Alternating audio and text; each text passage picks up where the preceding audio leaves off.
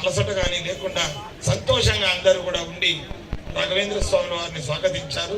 మీ భక్తిని ఆయన మెచ్చుకున్నాడు, ఆయన దీవించాడు.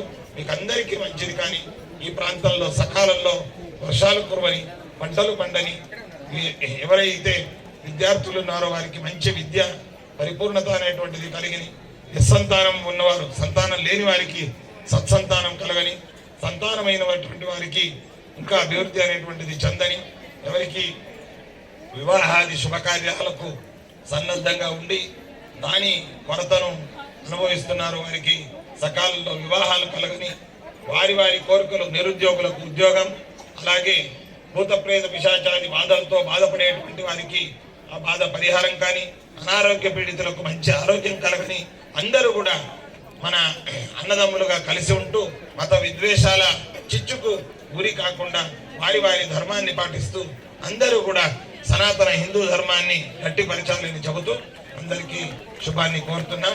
సర్వే